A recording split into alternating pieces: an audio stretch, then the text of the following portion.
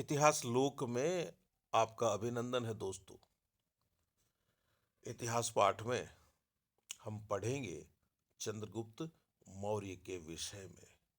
इस क्रम में हम एक बार मिल चुके हैं और आज दूसरी बार मिल रहे हैं। मेरे हाथ में जो किताब है उसका नाम है प्राचीन भारत का राजनीतिक तथा सांस्कृतिक इतिहास, जिसे लिखा है प्रोफेसर विमल चंद्र पांडेय ने। मित्रों, पिछले अंक में हमने यह चर्चा की थी कि मौर्य वंश से भारत का एक सुस्पष्ट राजनीतिक चित्र उभर कर सामने आता है। सांस्कृतिक चित्र भी थोड़ा अधिक स्पष्ट होता है। पिछले अंक में हमने चंद्रगुप्त मौर्य की जाति पर भी चर्चा की थी। आज भी हम उस चर्चा को जारी रखेंगे। और एक बात जो मैंने पिछले अंक में कही थी वह आप इस अंक में भी याद रखिएगा। मैंने कहा था कि चूंकि चंद्रगुप्त मौर्य की या किसी भी दूसरे राजा की जाति की चर्चा करना हमारे इतिहास के ग्रंथों का एक हिस्सा हो गया है, इतिहास के विद्वानों की अभिरुचि हो गई है चर्चा करना विभिन्न राजाओं की जातियों का या उनके कुल का या उनकी उत्पत्ति का। मैं ये कहना चाहता हूं कि हम इन जातियों के चक्कर में न पड़े। हमें यह देखना चाहिए कि जो महान है वह इसीलिए महान है कि वह भारतीय है। हम जातियों के जंजाल में न पड़े और हम यही देखें कि चंद्रगुप्त मौर्य कितना महान शासक था। उसके समय में भारत एक सूत्र में आबद्ध हुआ। फिर भी चूंकि यह हमारे पाठ्यक्रम का हिस्सा है, हमारी पुस्तकों में उल्लिखित है जाति का विवरण चंद्रगुप्त मौर्य की, तो फिर मैं उसे बताना जरूरी समझता हूं।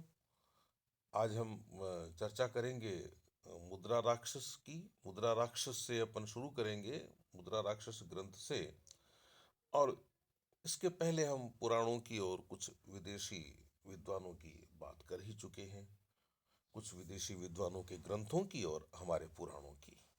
यह भी चर्चा की है कि पुराण बहुत ज़्यादा जातियों की चर्चा नहीं करते, वे वंशों की चर्चा करते हैं, राजवंशों की चर्चा करते हैं।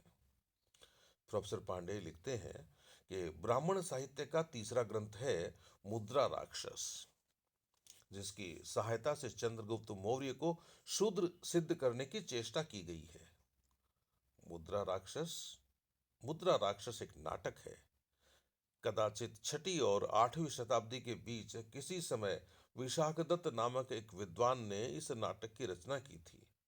परंतु इस नाटक में परस्पर इतनी विरोधी और अनैतिहासिक बातों का समावेश किया गया है कि किसी महत्वपूर्ण विषय पर उसे साक्ष्य के रूप में उद्धृत करने का बहुधा साहस नहीं होता।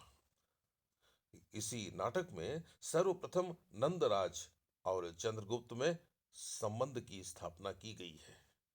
यह चंद्रगुप्त मौर्य को नंद का पुत्र मानता है, परंतु संपूर्ण नाटक के पढ़ने से यही ध्वनित होता है कि चंद्रगुप्त नंदराज का वैध पुत्र न था। नाटक में एक स्थान पर लिखा हुआ है, नंद नंद कुल मनेन नंद कुल मनेन पितृकुल भूतम कृतघ्नेन घातितम। यहां पर तो पितृकुल भूतम शब्द महत्वपूर्ण है। यदि चंद्रगुप्त नंदराज की वैध पत्नी का पुत्र होता तो नाटककार पितृकुल भूतम के स्थान पर पितृकुलम शब्द का प्रयोग करता। पितृकुल भूतम का तो अर्थ यह होता है कि नंद का कुल यथार्थ में चंद्रगुप्त का पितृकुल नहीं था, वह किसी प्रकार हो गया था अथवा बना लिया गया था। यही अर्थ मुद्रा राक्षस में यही अर्थ मुद्रा राक्षस में अन्यत्र प्रयुक्त नंदान्वयाय एवाय मिति, यानी यह नंद वंश के लिए ही है, शब्दों से प्रकट होता है। यहाँ चंद्रगुप्त को नंद वंशीय न मानकर नंद वंश का पक्षपाती माना गया है। एक अन्य स्थल पर विशाख दत्त ने लिखा है कि नंदराज सान्वय नष्ट हो गए थे। यदि स्वयं चंद्रगुप्त मौर्य को नंदवंशीय मान लिया जाए तो नंदराज के सान्वय यानी संपूर्ण वंश सहित विनाश का कोई अर्थ ही नहीं होता, कोई अर्थ ही नहीं रहता। उस दशा में चंद्रगुप्त के रूप में नंदवंश का एक अवशिष्ट रहना उल्लेखित होता। अतः इस नाटक में जहां कहीं चंद्रगुप्त को नंदराज का पुत्र कहा गया है, मौर्य सो स्वामी पुत्र है, मौर्य सो स्वामी पुत्र है, ऐसा यदि कहीं कहा गया है तो हमें यही समझना चाहिए कि वह नंद की किसी निम्न जातीय पत्नी का पुत्र था। इस निष्कर्ष की पुष्टि इस बात से भी होती है कि नाटककार ने नंदों को शूद्र जातीय न मानकर प्रथित कुलजहा और उच्चैर भिजनम कहा है। इसके विपरीत चंद्रगुप्त को अप्रतिकुल की संज्ञा दी गई है। इस विषमता से स्पष्ट हो जाता है कि चंद्रगुप्त नंद का वैध पुत्र था। परंतु अब यह प्रश्न उठता है कि क्या हम मुद्रा राक्षस के साक्ष्य के अनुसार नंदों को उच्च वंशीय और चंद्रगुप्त को निम्न वंशीय मान सकते हैं? इसका एकमात्र उत्तर है नहीं। एकमात्र पुराण ही नहीं, वरन निष्पक्ष यूनानियों के लेख भी नंदों को शूद्र बताते हैं। यहाँ निष्पक्ष शब्द काम में लिया है पांडे साहब ने, यह ध्यान रहे। अतः यह सर्वथा असंगत होगा यदि हम इनके प्रबल साक्ष्य का परित्याग कर बहुत बाद में लिखी हुई कल्पना मिश्रित एक साहित्यिक कृति को पूर्ण रूपेण ऐतिहासिक मान लें। पूर्ण रूपेण ऐतिहासिक तो हम यूनानी साक्ष्यों को भी नहीं मान सकते, लेकिन साहित्यिक कृतियों को तो हम कभी पूरा इतिहास मान ही नहीं सकते। इतिहास की रचना में साहित्यिक कृतियों का महत्व है, उससे कतई इनकार नहीं है। साहित्य के बिना हम भारत का इतिहास नहीं रच सकते और मुख्यतः सांस्कृतिक इतिहास तो रच ही नहीं सकते। मुद्रा राक्षस में चंद्रगुप्त के लिए वृषल शब्द का प्रयोग मिलता है। कुछ विद्वानों का मत है कि इस शब्द का प्रयोग शूद्र के लिए होता है, परंतु समस्त साक्ष्यों के अवलोकन से ऐसा प्रतीत होता है कि यह शब्द एकमात्र सामाजिक हेयता अथवा अप्रतिष्ठा का ही द्योतक है, जन्मजात शूद्रता का नहीं। मित्रों, यदि आप वर्ण व्यवस्था की उत्पत्ति की गहराई में जाएं तो आप पाएंगे कि वर्ण व्यवस्था मूलतः जाति पर आधारित थी ही नहीं। बहुधा वर्णाश्रम धर्म की उपेक्षा करने वाले व्यक्तियों के लिए इसका प्रयोग मिलता है। मनु का कथन है कि क्रियालोप और ब्राह्मण दर्शन से क्षत्रिय वृषलत्व को प्राप्त हुए।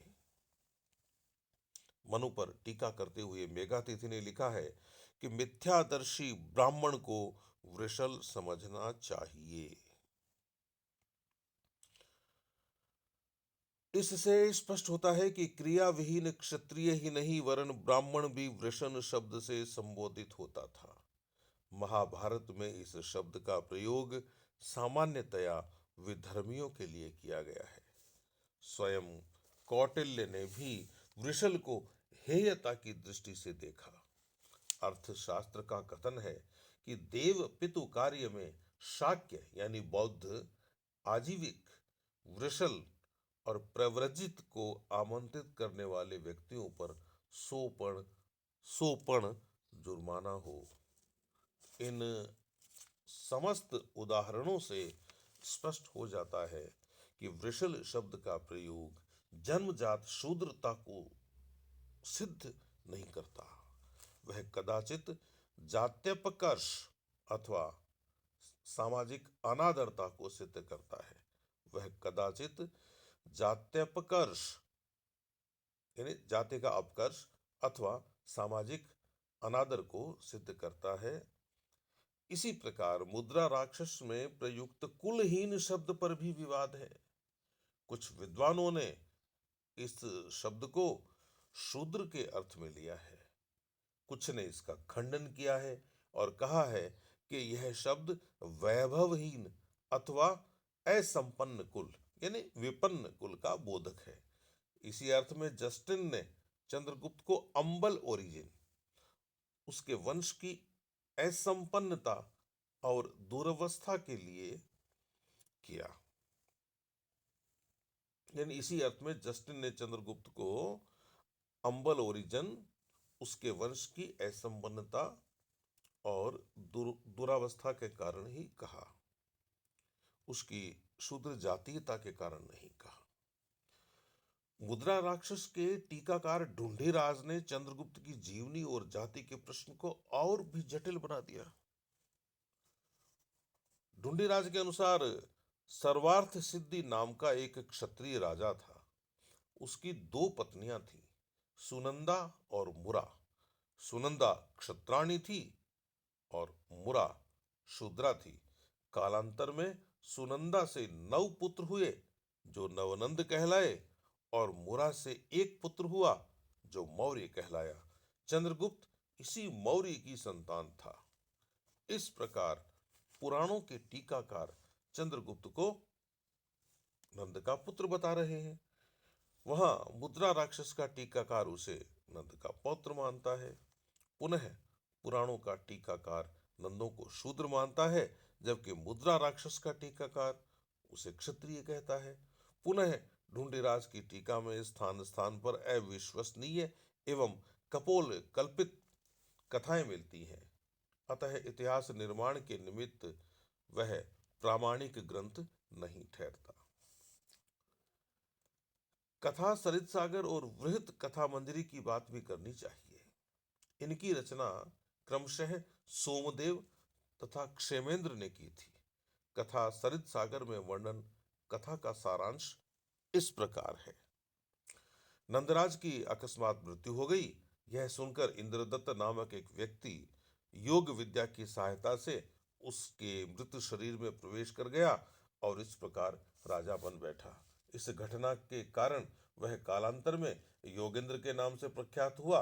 उसने विगत नंद की रानी को ग्रहण कर लिया और उससे हिरण्यगुप्त नाम का एक पुत्र उत्पन्न हुआ। परंतु वास्तविक नंद को पहले से ही एक पुत्र था, उसका नाम था चंद्रगुप्त।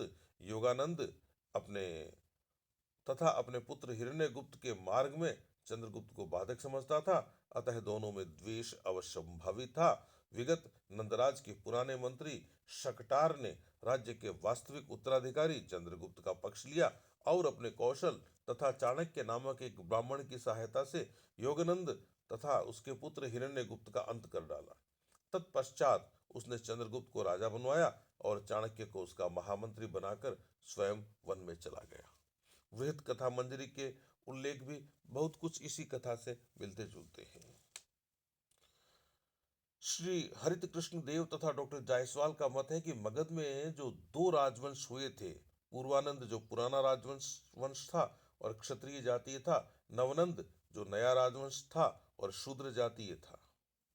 चंद्रगुप्त पूर्वानंद वंशीय होने के कारण क्षत्रिय था, परंतु यह मत नितांत असंगत है। नवनंद का अर्थ नए नंदों से न होकर नौ नंदों से है। नौ मतलब 9। पुनः कथा सरित सागर और बृहत कथा मंजरी में कोई भी ऐसा कथन नहीं है जिसके आधार पर यह कहा जा सके कि पूर्वानंद और नवनंद में भारी अंतर था। अस्तु कथा सरित सागर और बृहत कथा मंजरी के अनुसार भी चंद्रगुप्त नंदवंशीय सिद्ध होता है, परंतु ये ग्रंथ दंत कथाओं से इतने भरे पड़े हैं कि इनमें पूर्ण रूप से ऐतिहासिक जानकारी नहीं मिलती है। पुनः ये दोनों ग्रंथ लगभग 11वीं शताब्दी के हैं। इतने बाद के होने के कारण इनमें प्रामाणिकता का अंश कम है। इनके कथानकों को महत्व देने के लिए कुछ विद्वानों ने यह कहा है कि ये दोनों ग्रंथ मुद्रा राक्षस अ, ये दोनों ग्रंथ मुद्रा राक्षस के साथ मिला दें इनको तो एक प्राचीन ग्रंथ बृहत कथा पर आधारित है। बृहत कथा की रचना प्रथम शताब्दी के लगभग प्राकृत भाषा में हुई थी। इसके रचयिता थे गुणाढ़। प्राचीन कालीन ग्रंथ होने से यह नंद वंशीय एवं मौर्य वंशीय घटनाओं से भलीभांति परिचित होगा, अतः इसके वर्णन ऐतिहासिक रहे होंगे। हम वृत्त कथा की ही ऐतिहासिकता पर आपत्ति नहीं करते। हम वृत्त कथा की ऐतिहासिकता पर आपत्ति नहीं करते।